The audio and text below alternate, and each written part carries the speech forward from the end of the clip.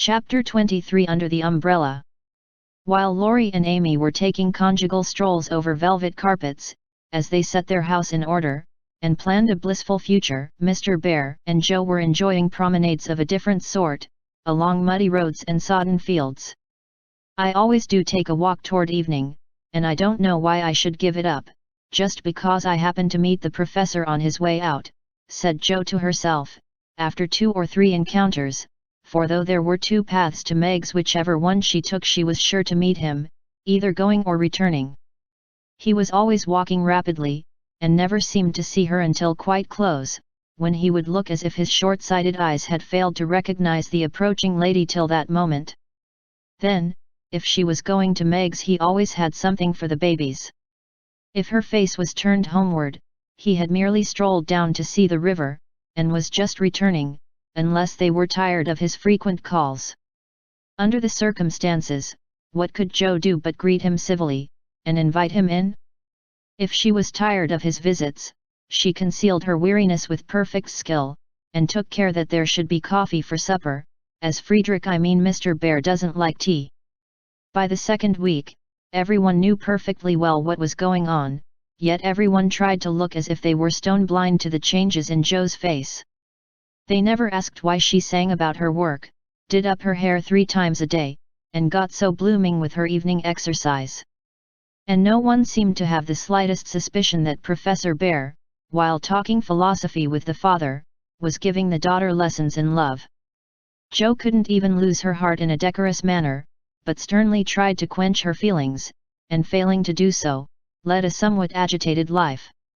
She was mortally afraid of being laughed at for surrendering, after her many and vehement declarations of independence.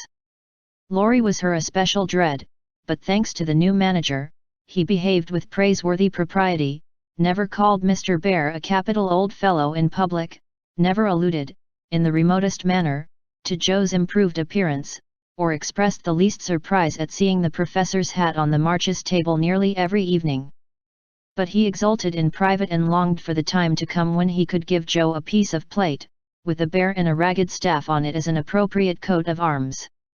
For a fortnight, the professor came and went with lover-like regularity. Then he stayed away for 3 whole days, and made no sign, a proceeding which caused everybody to look sober, and Joe to become pensive at first, and then, alas for romance, very cross. Disgusted, I dare say, and gone home as suddenly as he came. "It's nothing to me, of course, but I should think he would have come and bid us goodbye like a gentleman," she said to herself, with a despairing look at the gate, as she put on her things for the customary walk one dull afternoon. "You'd better take the little umbrella, dear. It looks like rain," said her mother, observing that she had on her new bonnet, but not alluding to the fact. "Yes, Marmee, do you want anything in town?"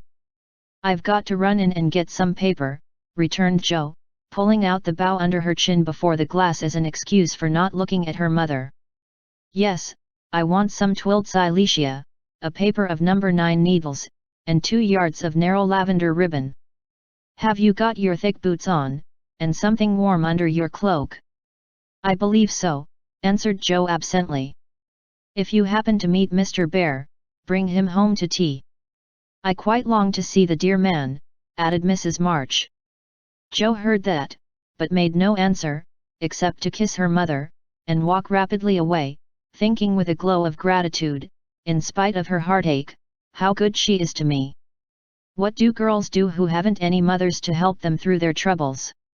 The dry goods stores were not down among the counting houses, banks, and wholesale warerooms, where gentlemen most do congregate, but Joe found herself in that part of the city before she did a single errand, loitering along as if waiting for someone, examining engineering instruments in one window and samples of wool in another, with most unfeminine interest, tumbling over barrels, being half smothered by descending bales, and hustled unceremoniously by busy men who looked as if they wondered how the deuce she got there.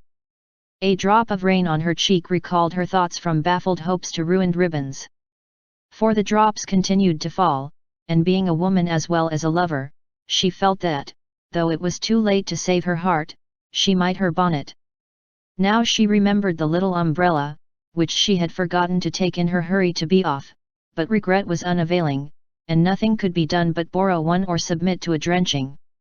She looked up at the lowering sky, down at the crimson bow already flecked with black, forward along the muddy street, then one long, lingering look behind, at a certain grimy warehouse, with Hoffman, Swartz, and Co. over the door, and said to herself, with a sternly reproachful air, "It serves me right. What business had I to put on all my best things and come philandering down here, hoping to see the professor? Joe, I'm ashamed of you. No, you shall not go there to borrow an umbrella, or find out where he is, from his friends. You shall trudge away, and do your errands in the rain, and if you catch your death and ruin your bonnet, it's no more than you deserve. Now then."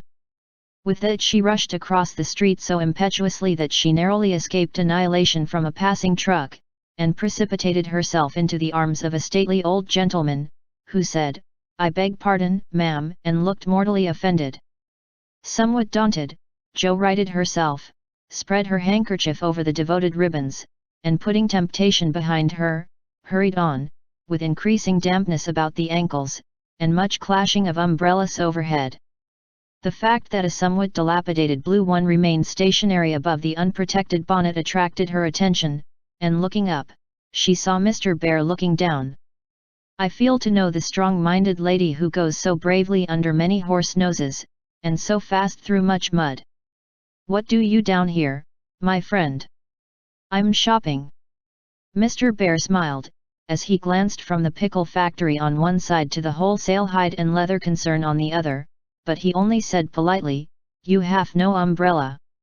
May I go also, and take for you the bundles?" "Yes, thank you." Jo's cheeks were as red as her ribbon, and she wondered what he thought of her, but she didn't care, for in a minute she found herself walking away arm in arm with her professor, feeling as if the sun had suddenly burst out with uncommon brilliancy, that the world was all right again, and that one thoroughly happy woman was paddling through the wet that day.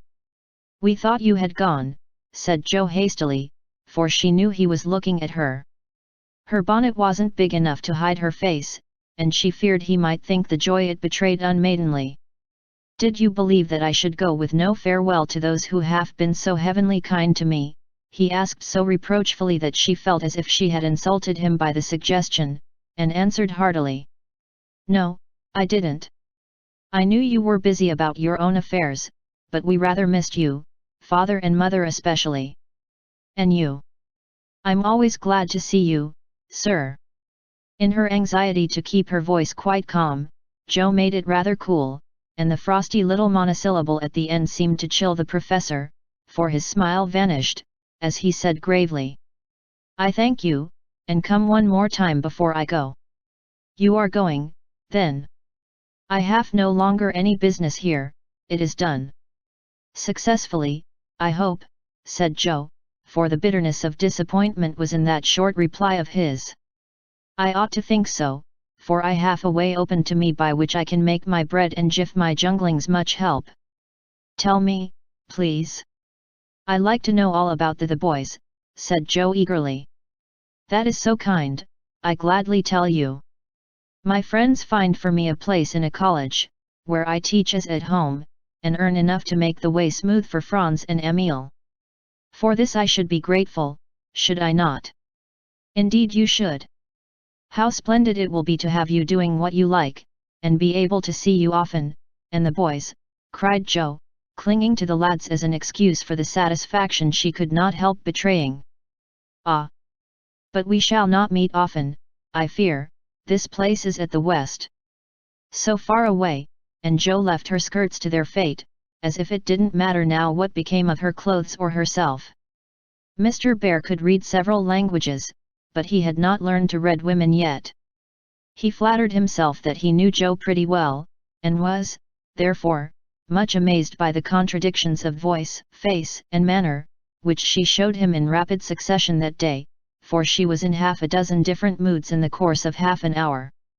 When she met him she looked surprised, though it was impossible to help suspecting that she had come for that express purpose. When he offered her his arm, she took it with a look that filled him with delight, but when he asked if she missed him, she gave such a chilly, formal reply that despair fell upon him. On learning his good fortune she almost clapped her hands. Was the joy all for the boys? Then on hearing his destination, she said, so far away, in a tone of despair that lifted him on to a pinnacle of hope, but the next minute she tumbled him down again by observing, like one entirely absorbed in the matter, "Here's the place for my errands. Will you come in? It won't take long." Jo rather prided herself upon her shopping capabilities, and particularly wished to impress her escort with the neatness and dispatch with which she would accomplish the business. But owing to the flutter she was in, everything went amiss. She upset the tray of needles, forgot the silesia was to be twilled till it was cut off, gave the wrong change, and covered herself with confusion by asking for lavender ribbon at the calico counter.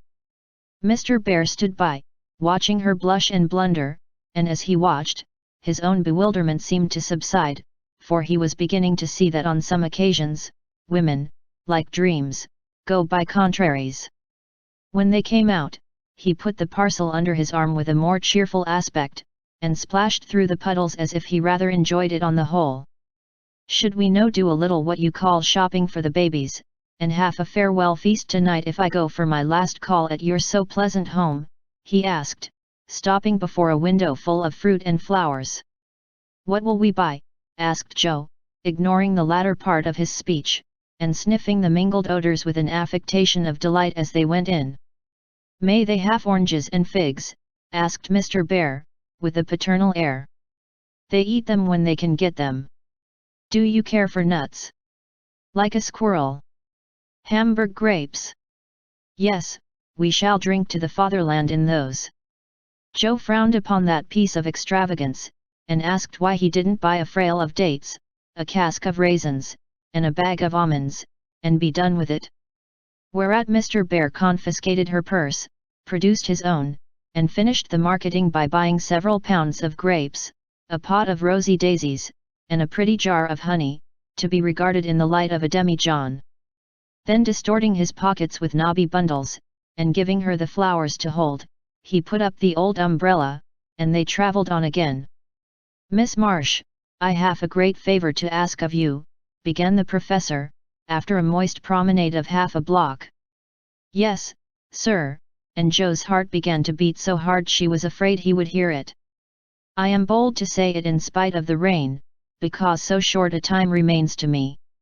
"Yes, sir," and Jo nearly crushed the small flower pot with the sudden squeeze she gave it. "I wish to get a little dress for my Tina, and I am too stupid to go alone. Will you kindly give me a word of taste and help?" "Yes, sir," and Jo felt as calm and cool all of a sudden as if she had stepped into a refrigerator. "Perhaps also a shawl for Tina's mother, she is so poor and sick, and the husband is such a care."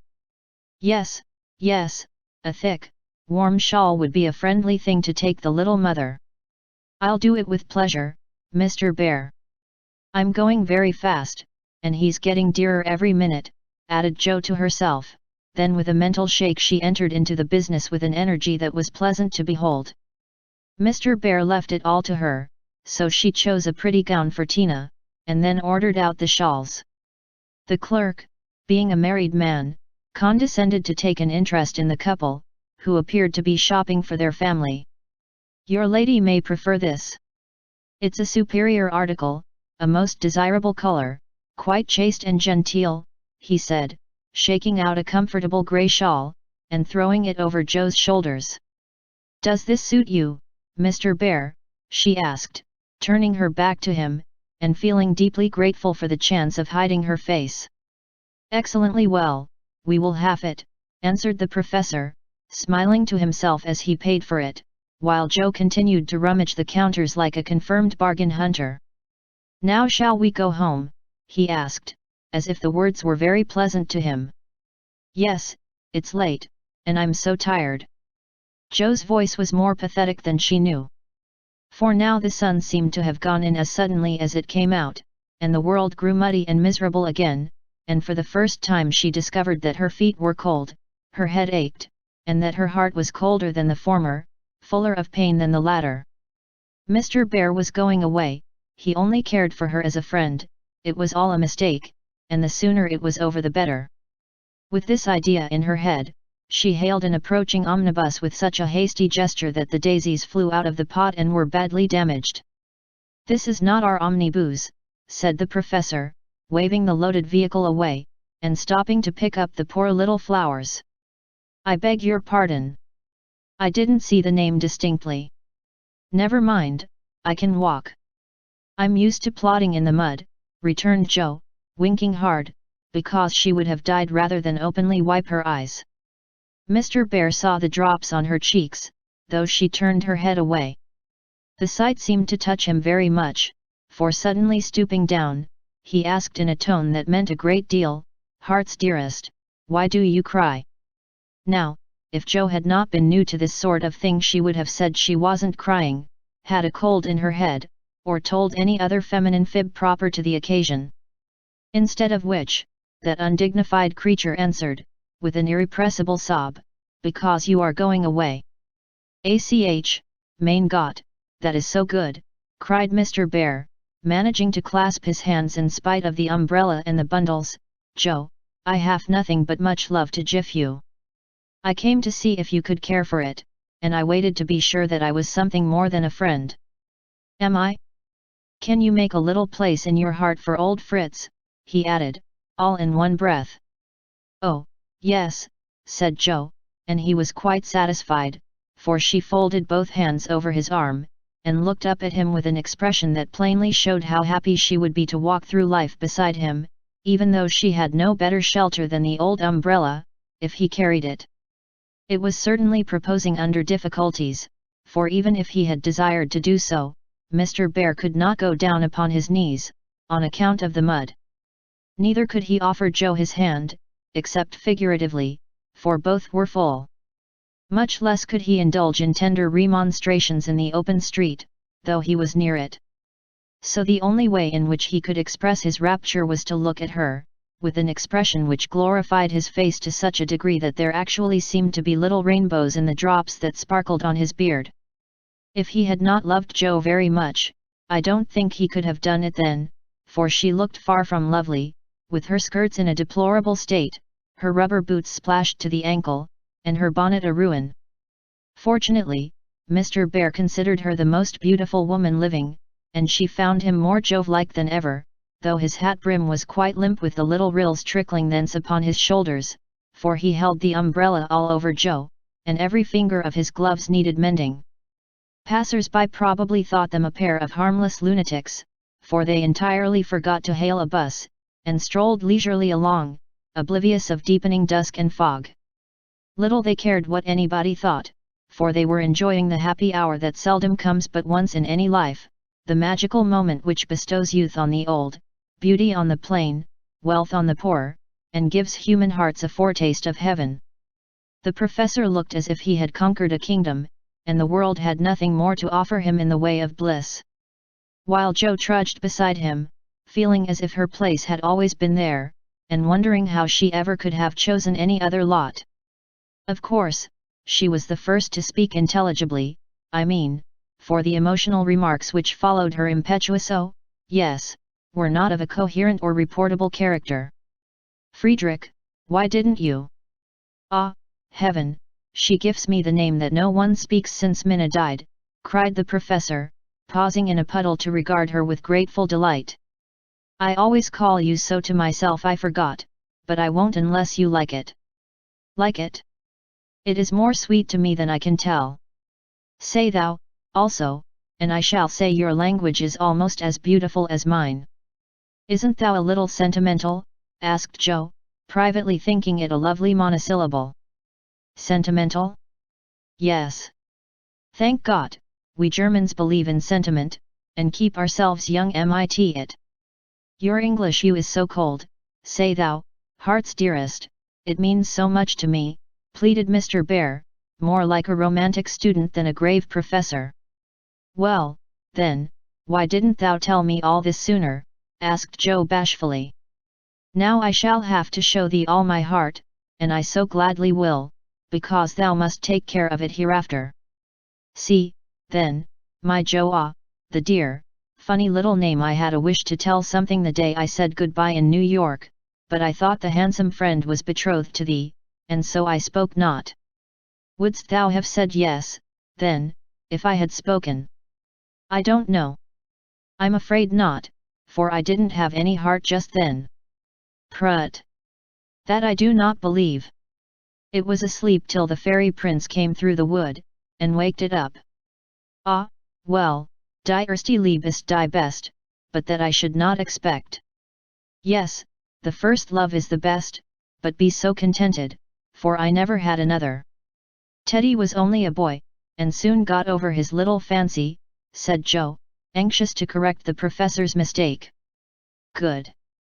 Then I shall rest happy, and be sure that thou givest me all.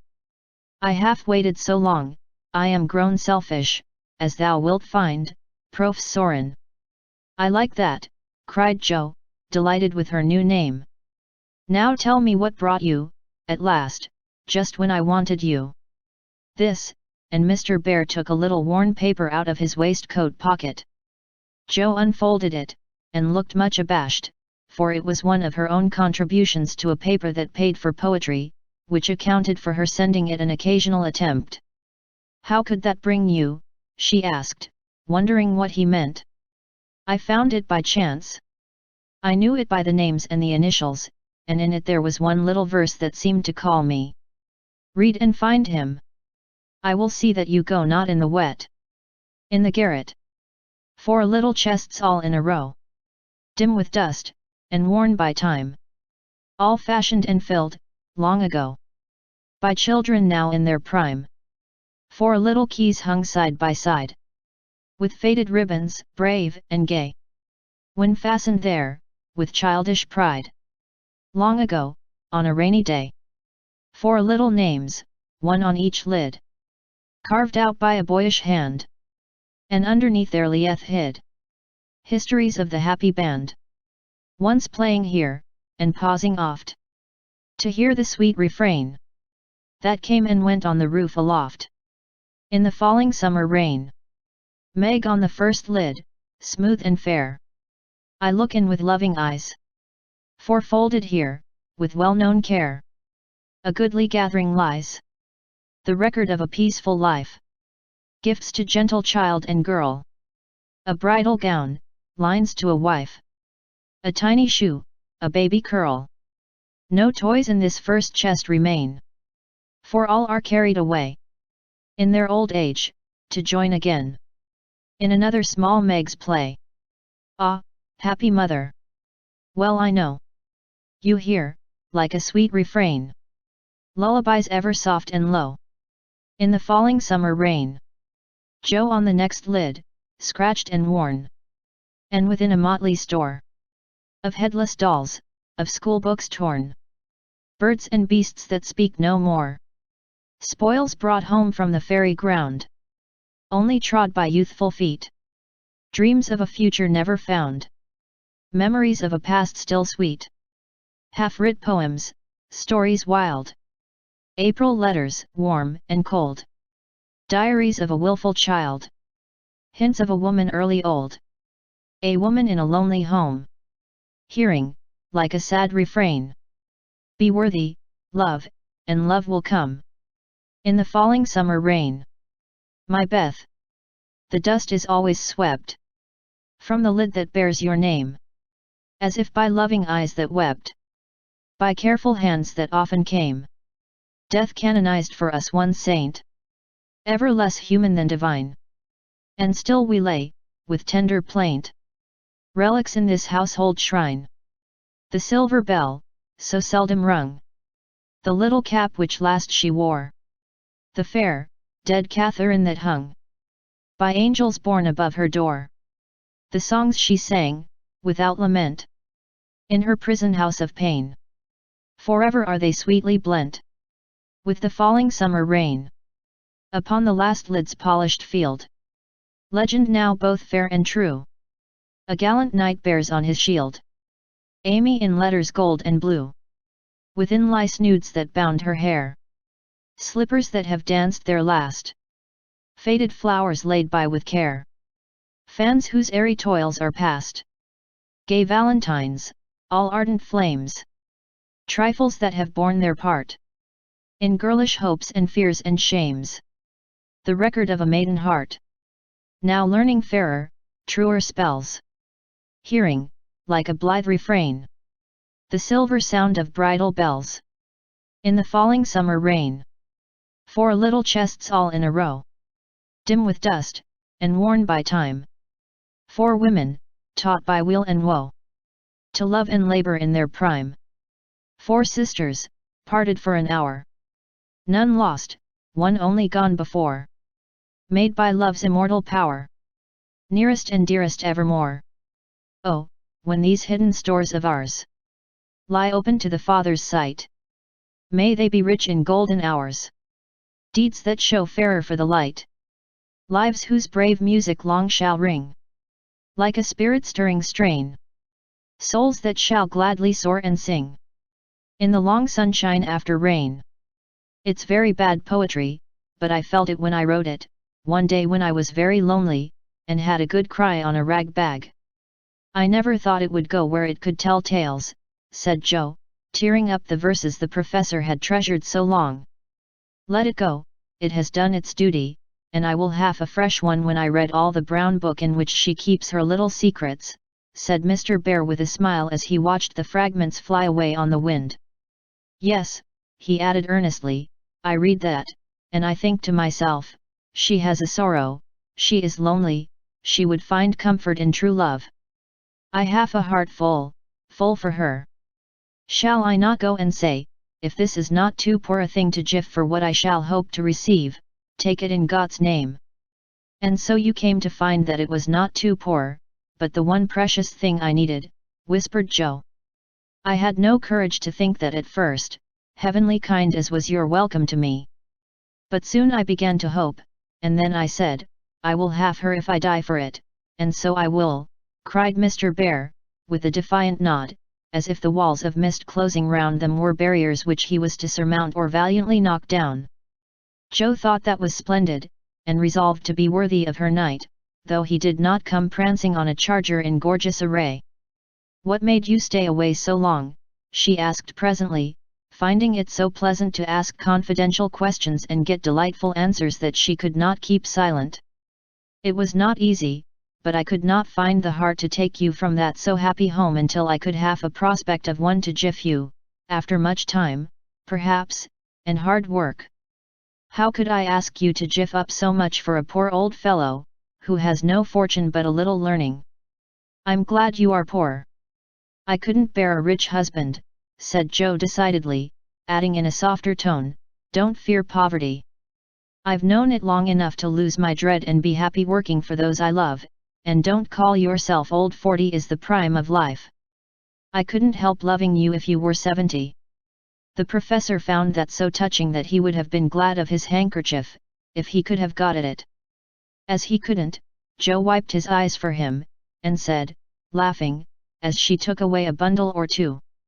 I may be strong-minded, but no one can say I'm out of my sphere now, for woman's special mission is supposed to be drying tears and bearing burdens.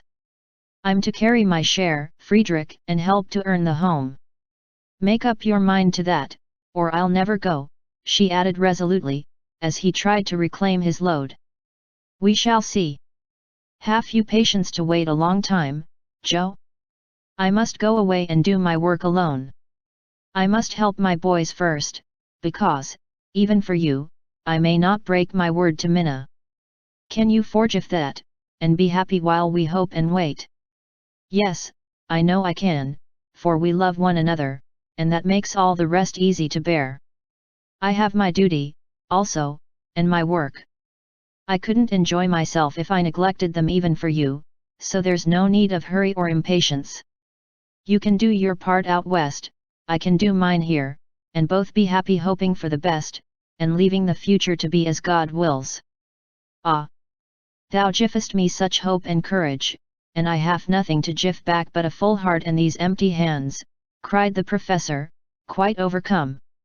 Joe never would learn to be proper, for when he said that as they stood upon the steps, she just put both hands into his, whispering tenderly, "Not empty now," and stooping down, kissed her Friedrich under the umbrella.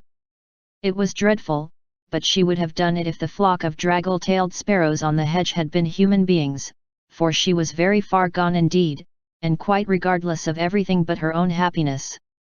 Though it came in such a very simple guise, that was the crowning moment of both their lives, when, turning from the night and storm and loneliness to the household light and warmth and peace waiting to receive them, with a glad welcome home, Jo led her lover in, and shut the door.